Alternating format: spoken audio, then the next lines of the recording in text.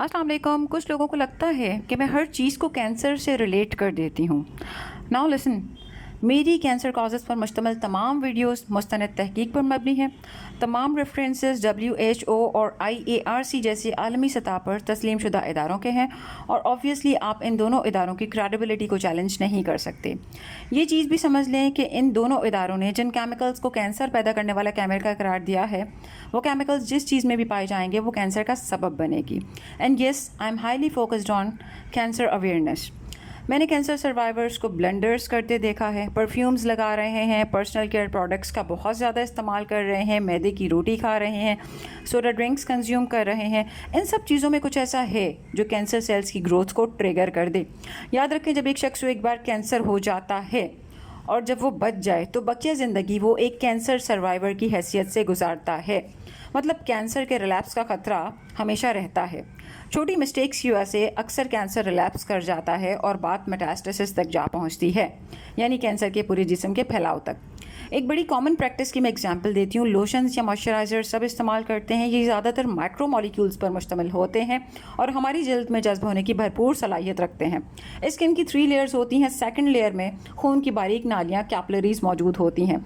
जब आप small molecules पर मुश्तमिल लोशन अप्लाई करते हैं तो लोशन के मॉलिक्यूल्स आपकी ब्लड स्ट्रीम तक पहुँच रहे होते हैं इन कैपिलरीज के थ्रू। और ऑब्वियसली लोशंस में सिंथेटिक फ्रेगरेंस भी ऐड होती है, यानी फैलेट्स, पैराबेंस और प्रेजर्वेटिव्स ये सब आपके खून में शामिल होकर जिस्म में एक्यूमुलेट हो रहे हैं। तो ज़्यादातर लोशंस जो हैं वो होते भी स्मॉल मॉलिक्यूल्स पर मुश्तमिल हैं, इसीलिए कहा जाता है कि डर्माटोलॉजिकली टेस्टेड लोशन इस्तेमाल करें। आज का इंसान सिंथेटिक प्रोडक्ट्स में घिरा हुआ है जो कि कार्सिनोजेंस से भरपूर होती हैं। इन चीज़ों में साबुन, shampoo, Surf, perfumes, deodorants, fabric softeners, makeup products, creams, lotions, moisturisers, lipsticks, nail polishes, room fresheners, scented cleaning products, ये सब शामिल है। अब इसमें ऐसा क्या है जो कैंसर का सबब बन रहा है? जनाब, इसमें फैलेट्स, फॉर्मेल्डिहाइड, पैराबेंस हैं। ये तीनों ज़बरदस्त किस्म के कार्सिनोजेंस हैं। अब यहाँ बहुत से लोग ये सवाल उठाएंगे कि भाई हम परफ्यूम्स और एयर फ्रेशनर्स को खा तो नहीं रहे। जी बिल्कुल। देखिए, आपने परफ्यूम लगाया, आपके लंग्स के थ्रू परफ्यूम के वेपर्स आपके खून में जज्ब हो जाएंगे, आपकी ब्लड स्ट्रीम में शामिल हो जाएंगे। जिस तरह हमारे लंग्स ऑक्सीजन को एल्वियोलाई के ज़रिए खून में जज्ब करते हैं, बिल्कुल इसी तरह वो परफ्यूम या स्प्रे में मौजूद वोलेटाइल ऑर्गेनिक कंपाउंड्स को भी जज्ब कर लेते हैं।